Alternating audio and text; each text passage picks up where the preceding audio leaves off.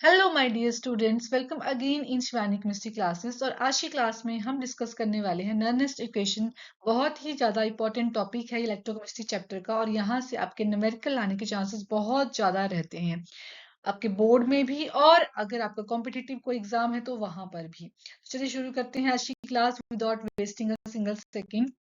नर्नेस्ट equation क्या होती है बेटा? नर्नेस्ट इक्वेशन जो है, आपको पहले तो ये ध्यान रखना है कि ये एक ऐसी इक्वेशन है जो किसी भी कंसंट्रेशन पे आप यूज कर सकते हैं। ठीक है, इसका मतलब क्या हुआ कि जैसे हमने अभी पीछे डिस्कस किया था पिछले लेक्चर्स में, हम बार बार कह रहे थे स्टैंडर्ड कंडीशंस है ना।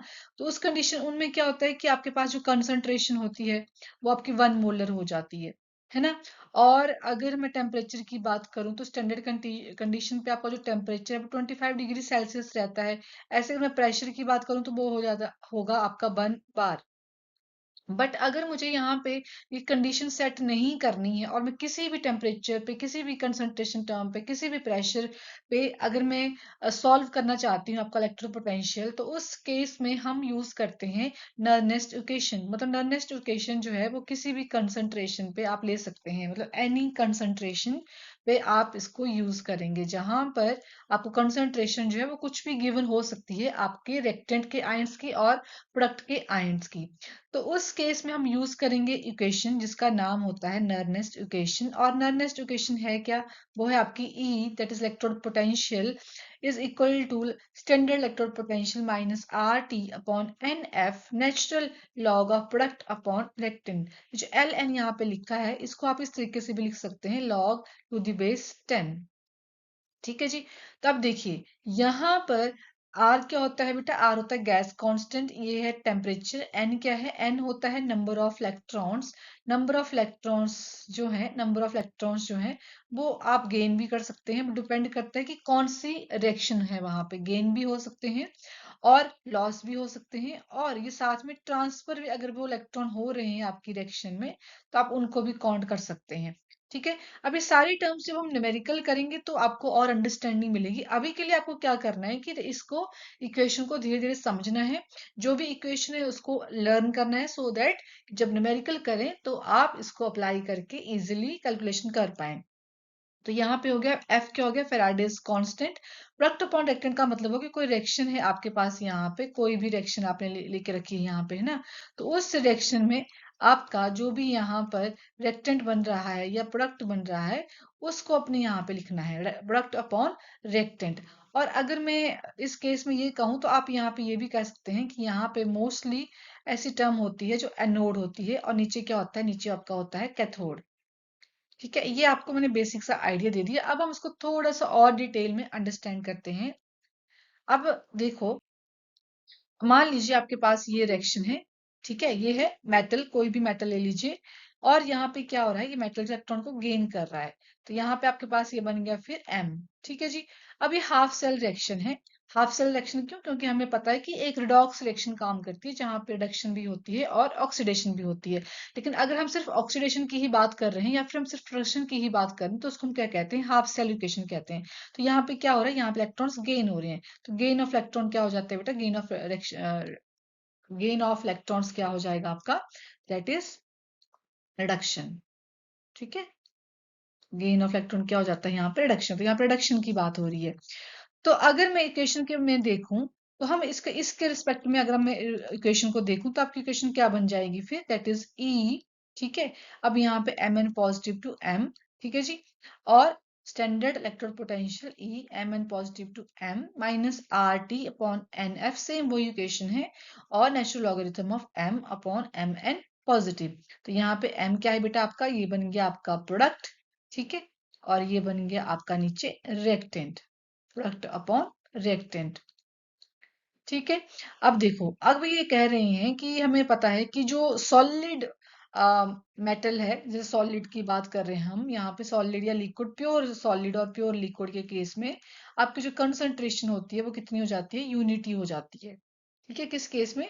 जब आपका सॉलिड भी प्योर होगा और लिक्विड भी प्योर होगा, तो उस केस में आपकी जो कंसंट्रेशन हो जाएगी वो क्या हो जाएगी? यूनिटी। अगर मैं यहाँ पे 1 पुट कर देती हूँ, यहाँ पे अगर मैं 1 पुट कर दूंगी तो ये क्या बन जाएगा? M Mn positive. कुछ इस तरीके से हम लिखेंगे इसको। ठीक है जी। तो यहाँ पे आपकी फाइनल इक्वेशन क्या बन जाएगी फिर, इस तरह से। तुमने यहाँ पे 1 पुट कर दिया, अब आपकी इक्वेशन जो है वो ये वाली बन गई है। अब अगर मैं इस एम एन पॉजिटिव को, ये जो एम एन पॉजिटिव है, इसको अगर मैं ऊपर ले जाऊं यहाँ पे, तो रीअरेंज करके आपकी जो इक्वेशन है वो ये बन जाएगी, है ना जी। यहाँ पे क्या है, क्या चेंजेस आ रहे हैं, यहाँ पे नेगेटिव साइन है और यहाँ पे क्या हो जाएगा आपका बेटा, पॉजिटिव साइन हो जाएगा। तो आपकी जो मेन इक्वेशन है वो रहेगी आपकी ये वाली। अब हम क्या करेंगे, इस इक्वेशन में आर की वैल्यू, टी की वैल्यू और एफ की वैल्यू पुट करेंगे और फिर देखेंगे कि आपका क्या फाइनल आंसर बन आता है यहाँ पे। तो देखिए, अब हम क्या करेंगे, जो एम एन पॉजिटिव है जिसको हम सी कह रहे हैं, कंसंट्रेशन कह रहे हैं, अब ये कंसंट्रेशन आपकी कितनी भी हो सकती है, 1 2 और जितनी भी आपको दी जाएगी क्वेश्चन में उसके अकॉर्डिंग। आर की वैल्यू हमें पता है 8.314 होती है। टेम्परेचर अगर मैं केल्विन में लेती हूँ तो 298 केल्विन है। फ्राइडेज कांस्टेंट की वैल्यू होती है 96500 सेल्सियस। अगर मैं इन सारी वैल्यूज को उस इक्वेशन में पुट करती हूँ तो आपकी इक्वेशन जो है फिर वो ये वाली बन जाएगी। ठीक है, तो मैक्सिमम केसेस में जो आपकी इक्वेशन हम यूज करने वाले हैं वो यही वाली होगी, क्योंकि 99% केसेस में हम जो है वो टेम्परेचर जो है वो क्या लेते हैं, 25 डिग्री सेल्सियस ही लेते हैं, या फिर आप केल्विन स्केल में बात करूं तो 298 केल्विन ही हम लेते हैं। तो जितने भी अगर आप देखो न्यूमेरिकल, अगर हम देखें यहाँ पे आपके जो एनसीईआरटी में दिए गए हैं या आपको जो एग्जाम में न्यूमेरिकल आते हैं, उनमें मैक्सिमम में आपको बेटा यही वाला इक्वेशन जो है वो होगी। तो आपको उसकी डेरिवेशन याद नहीं करनी है। अगर मैं सिर्फ बोर्ड पॉइंट ऑफ व्यू की बात करूँ तो बोर्ड पॉइंट ऑफ व्यू से आपको डेरिवेशन की जरूरत नहीं है, क्योंकि यहाँ से हमें आते हैं न्यूमेरिकल। तो न्यूमेरिकल के लिए आपको सिर्फ और सिर्फ ये जो फॉर्मूला है ये याद रखना है। ये फॉर्मूला अगर आपको याद होगा तो आपका हाफ जो प्रॉब्लम है न्यूमेरिकल की वो यहीं सॉल्व हो जाएगी। अब आपको जब फॉर्मूला पता है तो आपने सिर्फ वैल्यूज पुट करनी है फॉर्मूले में और कैलकुलेशन करनी है।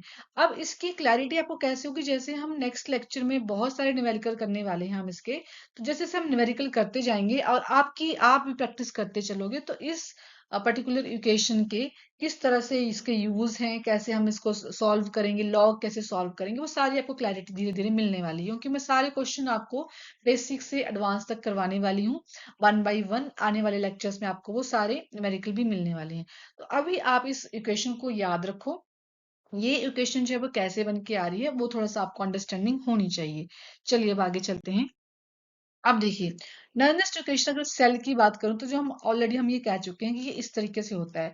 बट अब हम ये कहेंगे कि इसका जो रिलेशन होता है, नर्नेस्ट इक्वेशन के कुछ रिलेशंस होते हैं, जैसे इक्विलिब्रियम कांस्टेंट से क्या रिलेशन है इसका, है ना, या फिर आपका जो गिब्स फ्री एनर्जी है उसके साथ क्या रिलेशन है। तो वो रिलेशंस जो है वो भी आपको याद रखने हैं, क्योंकि वहां से भी आपको एग्जाम में क्वेश्चन पूछा जा सकता है। तो बेसिकली ये बेटा ये तो आपकी क्या बन गई, नर्नेस्ट इक्वेशन ही है ना।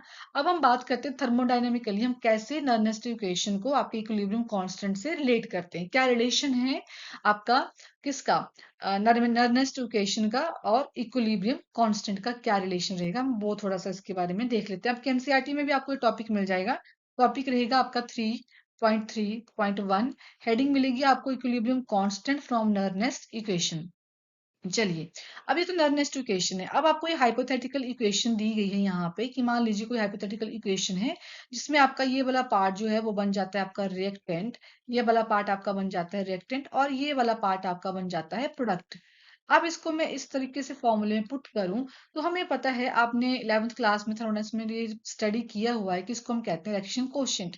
रिएक्शन कोशेंट क्या होता है, प्रोडक्ट, ठीक है, प्रोडक्ट की कंसंट्रेशन और डिवाइड बाय रिएक्टेंट। ठीक है, ऐसे ही होता है ना बेटा। तो यहाँ पे अगर मैं इसको पुट कर दूं, अगर आपकी नर्नेस्ट इक्वेशन में अगर मैं इस फॉर्मूले को इसको पुट करूं यहाँ पे तो ये क्या बन जाएगा बेटा, यहाँ पे क्यू आ जाएगा। तो आपकी जो नर्नेस्ट इक्वेशन है इसमें ये तो रहेगी सेम, रहेगी तो ये भी same, that is E cell is equal to E naught cell minus R T upon N F natural logarithm of, अब यहाँ पे क्या आ गया आपका, प्रोडक्ट अपॉन रिएक्टेंट। अब यहाँ पे मैं क्यू पुट कर दूंगी, है ना।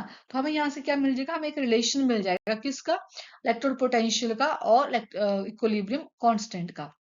तो देखिए किस तरह से आपकी इक्वेशन चेंज होती है ये। अब हमने जैसे ही यहाँ पे वैल्यू पुट की तो यहाँ पे हम केसी भी पुट कर सकते हैं। ठीक है जी, अब केसी क्या है ये भी हमने ऑलरेडी पढ़ा हुआ है 11th क्लास में, बट केसी क्या होता है, प्रोडक्ट अपॉन रिएक्टेंट। तो आपके पास जो फाइनल इक्वेशन बन जाएगी वो बन जाएगी ये वाली।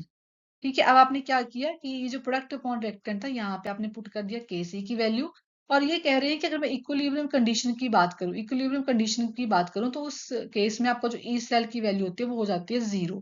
अगर ई सेल आपका 0 हो गया, ये वाला सेल आपका 0 हो गया, तो यहाँ से अब मैं ई नॉट स्टैंडर्ड इलेक्ट्रोड पोटेंशियल की वैल्यू यहाँ से कैलकुलेट कर सकती हूँ। तो आपके पास यहाँ पे क्या आ जाएगा, E naught cell is equal to 2.303 R T upon N F log K C. तो मैं यहाँ से ये क्या मैं ये बोल सकती हूँ कि आपका जो ई नॉट सेल है वो डायरेक्टली प्रोपोर्शनल है के सी के? क्या मैं ये कह सकती हूँ? Yes, definitely. E naught cell that is standard electrode potential जो है that is directly proportional to the equilibrium constant. K C किसकी वैल्यू होती है बेटा? इक्विलिब्रियम कांस्टेंट होता है ये। अब यहाँ से आप लॉग केसी भी, अगर आपको मान लो क्वेश्चन में लॉग केसी निकालना है या केसी की वैल्यू निकालनी है, तो वो भी आप अकॉर्डिंगली अब निकाल सकते हो। आप वैल्यूज शिफ्टिंग करके आप यहाँ से केसी की वैल्यू भी कैलकुलेट कर सकते हैं। लॉग जो है वो इधर जाके एंटी लॉग में कन्वर्ट हो जाएगा। उस केस में आपका फॉर्मूला फिर क्या बन जाता है? अगर मुझे यहाँ से केसी की वैल्यू निकालनी है तो वो बन जाएगा N F E naught cell 2.303 R T. ठीक है, तो एक फॉर्मूला आपका ये बन गया। यहाँ पे आपको बस ये फॉर्मूले याद रखने हैं। आपको यहाँ से न्यूमेरिकल आ सकते हैं, तो न्यूमेरिकल जब आएंगे तो उस केस में आपको ये फॉर्मूले लर्न होने चाहिए। N F E naught cell, ये सारी वैल्यू जो है वो सेम रहेंगी। N number of electrons, Faraday constant, gas constant, ये टेम्परेचर रहेगा आपका। वैल्यूज भी देके रखिए, आप चाहो तो यहाँ पे पुट कर सकते हो। तो ये कह रहे हैं कि जो इक्वेशन 1 है यहाँ पे दी गई है, ये क्या है? ये एक्चुअल में इक्विलिब्रियम कांस्टेंट और स्टैंडर्ड इलेक्ट्रोड पोटेंशियल के बीच का रिलेशन है, कि आपका इक्विलिब्रियम कांस्टेंट और नर्नेस्ट इक्वेशन में जो हम यूज कर रहे हैं इलेक्ट्रोड पोटेंशियल, उनके बीच में आपका क्या रिलेशन रहेगा। ठीक है, तो यहाँ पे अगर आपसे कई बार डायरेक्टली क्वेश्चन पूछ लिया जाता है कि what is relation between equilibrium constant और नर्नेस्ट इक्वेशन, तो वहां पर आपको फिर ये वाला फॉर्मूला जो है वो लिखना है और बताना है कि यहाँ पे एन एफ ई नॉट ये सब क्या होते हैं। और इजिली आपको यहाँ पे 1 मार्क्स जो है वो डेफिनेटली मिलने वाले हैं। ठीक है जी, तो ये आ गया आपका next point, that is equilibrium constant और नर्नेस्ट इक्वेशन के बीच में क्या रिलेशन रहता है। अब आता है एक और, जहां पे हम डिस्कस करने वाले हैं what is the relationship between Gibbs free energy and Nernst equation. ठीक है, या फिर गिब्स फ्री एनर्जी और स्टैंडर्ड इलेक्ट्रोड पोटेंशियल। तो देखो बेटा, गिब्स फ्री एनर्जी जो है उसको हम रिप्रेजेंट करते हैं डेल्टा जी से। डेल्टा जी से है ना। अब देखो कि हमने गैल्वेनिक सेल्स में ये कहा था कि आपके जो एनर्जी है, जो केमिकल एनर्जी होती है वो किस में कन्वर्ट होती है बेटा? वो इलेक्ट्रिकल एनर्जी में कन्वर्ट होती है। इलेक्ट्रिकल एनर्जी में कन्वर्ट होती है ना। तो एक्चुअल में जो एनर्जी वहां पे यूज हो रही है, या फिर जो एनर्जी वहां पे काम करने के लिए सप्लाई सप्लाई तो नहीं मैं बोलूंगी, जो यूज हो रही है वहां पे, वो एनर्जी जो होगी बेटा आपकी, वो गिव्स फ्री एनर्जी होती है। ठीक है, तो उसका रिलेशन अब हमें यहाँ पे बताना है किसके साथ? इलेक्ट्रोड पोटेंशियल के साथ। स्टैंडर्ड इलेक्ट्रोड पोटेंशियल के साथ इसका क्या रिलेशन रहेगा? तो देखो, ये कह रहे हैं कि ईएमएफ ऑफ द सेल जो है उसको हम ई सेल से रिप्रेजेंट करते हैं। अगर मुझे स्टैंडर्ड की बात करनी हो तो मैं यहाँ पे क्या लिख दूंगी? ई नॉट। अब देखो, हमारा जो ई सेल है, हमारा जो ई सेल होता है वो आपका standard conditions E naught cell के इक्वल भी हो सकता है। ये कब होगा? जब आपकी जो कंसंट्रेशन होती है रिएक्टेंट स्पीसीज की वो यूनिटी होती है। ठीक है, जब आपकी जो कंसंट्रेशन होती है वो कितनी होती है बेटा? यूनिटी होती है। ठीक है, जब कंसंट्रेशन आपकी यूनिटी होगी तो उस केस में जो आपका इलेक्ट्रोड पोटेंशियल होता है वो स्टैंडर्ड इलेक्ट्रोड पोटेंशियल के इक्वल आ जाता है। तो यहाँ पर फिर ई सेल जो है वो क्या बन जाएगा? ई नॉट सेल के इक्वल हो जाएगा। तो अब हम मुझे यहाँ पर रिलेशन बताना हो तो मैं ये कहूंगी कि delta G is equal to minus N F E cell, minus N F E cell. और अगर मैं इस चीज की बात करूं तो यहाँ पे ई नॉट सेल भी हो सकता है। कब होगा? जब आपका ई सेल जो है वो इसके इक्वल हो जाएगा, जब और कंसंट्रेशन आपकी क्या होगी उस केस में? यूनिटी होंगी। तो ये क्या कह रहे हैं? It may be remember that E cell is an intensive parameter and delta G is an extensive thermodynamic property and value depends on N. ठीक है, अब आपको ये याद रखना है कि आपका जो इलेक्ट्रोड पोटेंशियल होता है वो इंटेंसिव प्रॉपर्टी होती है और डेल्टा जी जो होता है वो एक्सटेंसिव प्रॉपर्टी होती है। अब ये इंटेंसिव प्रॉपर्टी और एक्सटेंसिव प्रॉपर्टीज क्या होती हैं इसके बारे में आपने 11th क्लास में पढ़ा हुआ है। तो अब मैं यहाँ पे उतना डिटेल में नहीं जा रही हूँ। बट अगर आपको ये समझ में नहीं आ रहा है कि क्या बता रहे हैं यहाँ पे, इंटेंसिव क्या होता है, एक्सटेंसिव क्या होता है, तो आप कमेंट सेक्शन में बता सकते हैं। मैं अपने नेक्स्ट वीडियो लेक्चर में इसको और ज्यादा डिटेल में करवा दूंगी। ठीक है जी। बट अभी के लिए आपको ये रिलेशन याद रखना है, डेल्टा जी और ई नॉट सेल का क्या रिलेशन होता है। तो this is very very important, kindly note this. और आपने भी अपने, अगर आप नोट्स बनाते हैं तो वहां पर भी आप इस तरह से हाईलाइट्स कर लीजिए उन सारे पॉइंट्स को। ठीक है जी। अब देखो, अब ये कह रहे हैं कि आप कैसे कैलकुलेट करेंगे। मान लीजिए आपके पास ये रिएक्शन है और इस रिएक्शन के लिए आपको अब डेल्टा जी जो है वो कैलकुलेट करना है। तो यहाँ पे देखो, जो इलेक्ट्रॉन्स जो है वो कितने इलेक्ट्रॉन्स यहाँ से वहां ट्रांसफर हो रहे हैं, 2 इलेक्ट्रॉन्स हो रहे हैं। मतलब redox रिएक्शन में जो इलेक्ट्रॉन्स जो है वो इन्वॉल्व है वो कितने हैं, 2। तो यहाँ पे जो एन की वैल्यू है वो कितनी हो जाएगी बेटा, 2 हो जाएगी एन की वैल्यू। बट अगर मैं टोटल, अगर मैं यहाँ पे इस रिएक्शन को डबल कर देती हूँ, यहाँ पे 2 जिंक और 2 कॉपर करती हूँ, तो उस केस में इलेक्ट्रॉन्स जो है वो भी क्या हो जाएंगे, डबल हो जाएंगे। तो हम यहाँ पे जो एन लिखेंगे वो कितना लिखेंगे, फिर 4 लिखेंगे। ये जस्ट आपको एग्जांपल दे के रखा है कि किस तरह से यहाँ पे एन की वैल्यू चेंज होंगी। एफ की वैल्यू जो है वो फिक्स होती है, वो तो कांस्टेंट रहती है, वो तो आपको पता ही होनी चाहिए। और ई सेल जो है वो क्वेश्चन में गिवन हो सकता है, so that you can calculate the value of delta G. तो यहाँ पे आपको अकॉर्डिंगली जैसे ई डेल्टा जी भी आप कैलकुलेट कर सकते हैं, और अगर आपको ई सेल की वैल्यू देख के रखी है तो डेल्टा जी, और डेल्टा जी की वैल्यू दी हुई है तो ई सेल आप कैलकुलेट यहाँ से कर सकते हैं। Very very important points. तो बेटा यहाँ पे अगर मुझे रिलेशन बताना हो डेल्टा जी और ई नॉट सेल का, तो इस तरीके से हम लिख सकते हैं ना। ये तो मैं ऑलरेडी डिस्कस कर चुकी हूँ आपके साथ कि ई नॉट सेल जो है वो आपके ई सेल के इक्वल होगा। कब होगा, जब रिएक्टिंग स्पीसीज आपकी क्या होंगी, यूनिटी होंगी। तो वहां पे डेल्टा जी की जो वैल्यूज है वो क्या, फॉर्मूला क्या बन जाएगा, delta G is equal to minus N F E naught cell. यहाँ पे कुछ और पॉइंट्स हैं जो आपको यहाँ पे याद रखने हैं, वो पॉइंट्स भी आप साथ साथ में यहाँ पे नोट डाउन कर सकते हैं कि ई नॉट सेल और डेल्टा जी जो है उनकी किस तरह का रिलेशन रहता है, और कंडीशन क्या होंगी उस केस में। ठीक है। जैसे कि कंडीशन की बात कर रहे हैं, तो अगर मैं ये कहूँ कि आपकी जो रिएक्शन है वो स्पॉन्टेनियस रिएक्शन है। ठीक है। रिएक्शन कौन सी बेटा, आपकी स्पॉन्टेनियस रिएक्शन है। तो हमें पता है कि जब भी रिएक्शन आपकी स्पॉन्टेनियस होती है, डेल्टा जी आपका क्या होता है बेटा, नेगेटिव होता है। ये हमने 11th क्लास में भी पढ़ा हुआ है। तो अगर आपकी स्पॉन्टेनियस रिएक्शन है तो डेल्टा जी क्या है, नेगेटिव। और अगर डेल्टा जी नेगेटिव है तो ई सेल आपका हमेशा क्या होगा, फिर पॉजिटिव होगा। ठीक है। अगर मैं यहाँ पे कहूँ कि अगर आपकी रिएक्शन जो है वो नॉन स्पॉन्टेनियस है, रिएक्शन क्या है बेटा आपकी, नॉन स्पॉन्टेनियस है, तो डेल्टा जी आपका उस केस में क्या हो जाता है, पॉजिटिव। और ई नॉट सेल आपका क्या हो जाएगा फिर इस केस में, नेगेटिव। मतलब अपोजिट चलते हैं ये। और अगर ई नॉट सेल और डेल्टा जी दोनों ही आपके क्या है, जीरो है, तो मतलब कि आपकी रिएक्शन जो है वो इक्विलिब्रियम पे है। उस केस में आपकी रिएक्शन क्या हो जाती है बेटा, इक्विलिब्रियम पे होती है। वेरी वेरी इंपॉर्टेंट पॉइंट्स, क्योंकि यहाँ से आपको डायरेक्टली क्वेश्चन आते हैं एग्जाम में। तो इसके डिटेल में नहीं जाएंगे, आपको बस ये पॉइंट्स याद रखने हैं, क्योंकि ये आपने 11th क्लास में किया हुआ है, तो उतने डिटेल में तो अभी नहीं जाएंगे हम। बट हाँ, दिस इज जस्ट रिकैप कि आपको फिर से रिफ्रेश हो जाए कि हाँ ये हमने पढ़ा हुआ है, और यहाँ से आपको एमसीक्यू टाइप के क्वेश्चन जो है वो बनते हैं। चलिए आगे चल। रिलेशन है आपका गिब्स फ्री एनर्जी और इक्विलिब्रियम कांस्टेंट का, जो हमने अभी डिस्कस किया ना, केसी के बारे में जो हमने डिस्कस किया, वही वाला रिलेशन थोड़ा सा इन्होंने यहाँ पे घुमा के दिया हुआ है। तो हमने कहा कि डेल्टा जी जो है वो क्या बन जाता है आपका, that is minus R T natural logarithm of K C. ये कैसे बना, क्योंकि हमने ये कहा minus N F E naught cell. अब हमें पता है कि ई सेल जो है आपका वो इसके इक्वल है ना। ई सेल जो है आपका इसके इक्वल, जो हमने अभी पीछे वाले इसमें देखा था। तो यहाँ पे अब हम ई सेल की वैल्यू जो है अगर मैं पुट करूंगी यहाँ पे, तो ये जो वैल्यूज कट होंगी वो कट होके आपके पास जो फाइनल वैल्यू आती है वो ये वाली आ जाएगी। तो एक और रिलेशन है, that is delta G is equal to minus R T natural logarithm of K C. अब यहाँ से भी आपको न्यूमेरिकल आ सकते हैं, उतने ज्यादा चांसेस नहीं है, बट हाँ आपके ध्यान में ये फॉर्मूला होना चाहिए कि यहाँ से न्यूमेरिकल आने के चांसेस हैं।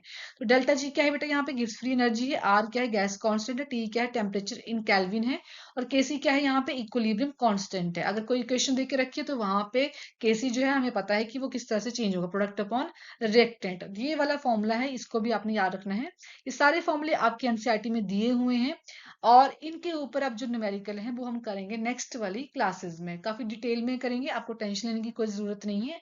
नेक्स्ट क्वेश्चन के भी न्यूमेरिकल हम करने वाले हैं, लॉग भी हम सॉल्व करने वाले हैं। अभी के लिए आप फॉर्मूलों को लर्न करिए, ताकि नेक्स्ट क्लास में हम न्यूमेरिकल इजिली कर पाए। So thank you so much, आज के लिए इतना ही। अगर आप वीडियोस देख रहे हैं, आपको केमिस्ट्री अच्छी लग रही है, तो आप सब्सक्राइब कर सकते हैं चैनल को, और कमेंट कर सकते हैं। कोई डाउट है तो कमेंट कर दीजिए, और अगर आपको इजी लग रहा है तो एक लाइक भी कर सकते हैं। Thank you so much.